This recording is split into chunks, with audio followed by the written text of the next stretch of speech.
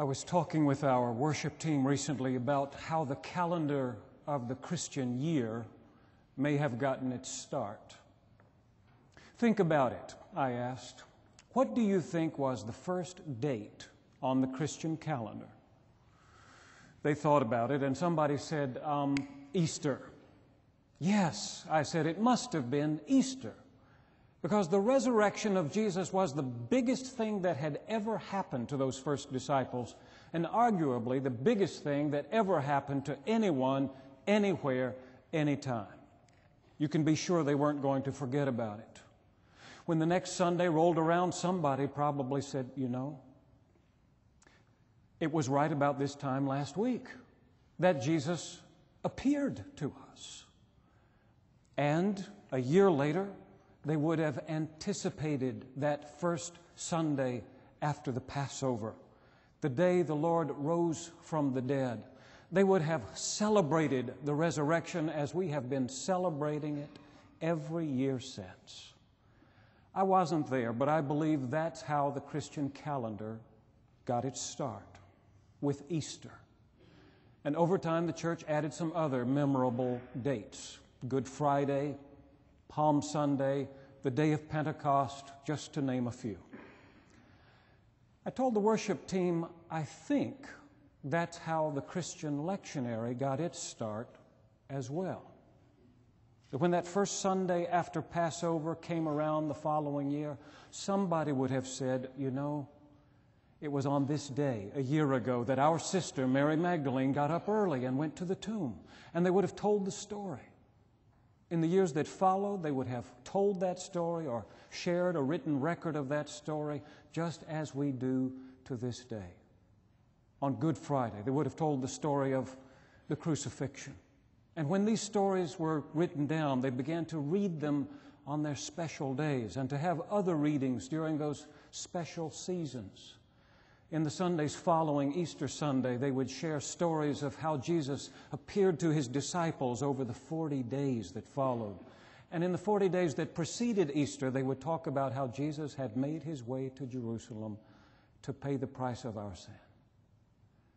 I think this is how the lectionary, the Christian lectionary, got its start, as people began to tell the stories and read the readings on those special days, on Palm Sunday and on Pentecost, and on this Sunday, the one we call the second Sunday of Easter, because something happened on this day too.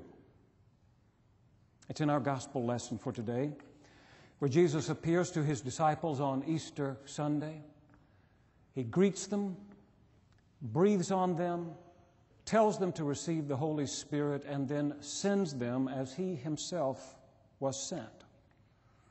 But Thomas, one of the 12, was not with them when Jesus came.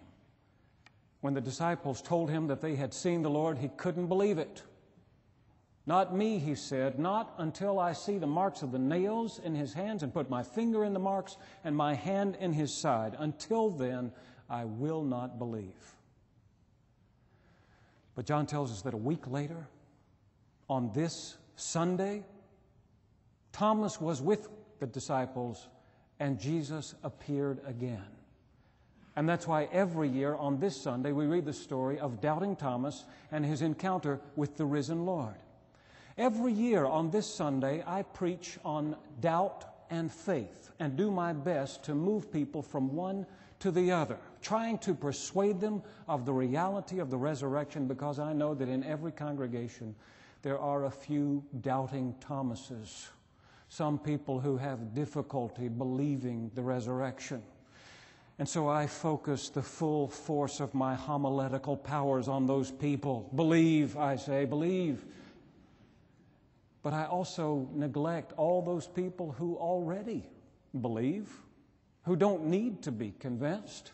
And so this year I'm going to take a different approach.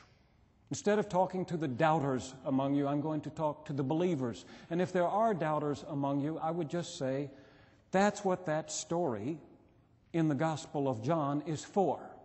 It's for you. All of you who say, until I see him and put my finger in the mark, I won't believe.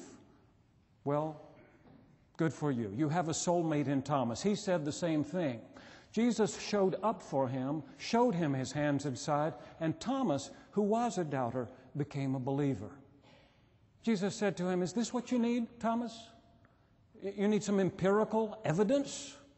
You need to buttress your faltering faith with some sensory experience? You need to test the resurrection hypothesis against the verifiability principle? Well, here you go.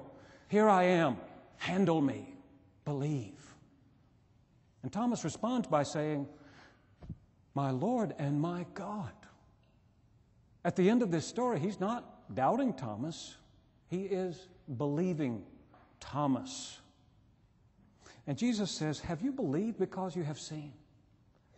Blessed are all those who can believe without seeing." In other words, blessed are you, members of First Baptist, friends of First Baptist. You have believed without seeing. That's just what Jesus wants you to do. And to the doubters, I think he would say, "Look, what more do you want? I appeared to Thomas. I gave him the proof of the resurrection. I want you to believe just like he believed." And so does the writer of this gospel. John says Jesus did a lot of other things that are not written in this book, but these things have been written so that you might believe that Jesus is the Christ, the Son of God, and that by believing you might have life in his name.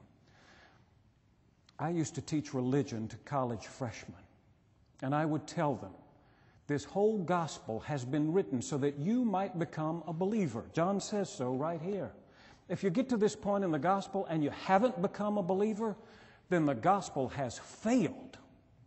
And then I would smile and say, "You wouldn't want that to happen, would you?" Like, no, they said, of course not. And so for the sake of this sermon, let's assume that like them, you have been convinced by the gospel. Let's assume that like Thomas, you have come to believe in the risen Christ. If so, then you take your place with those other disciples who saw the risen Lord and rejoiced, those believers who were gathered in that upper room.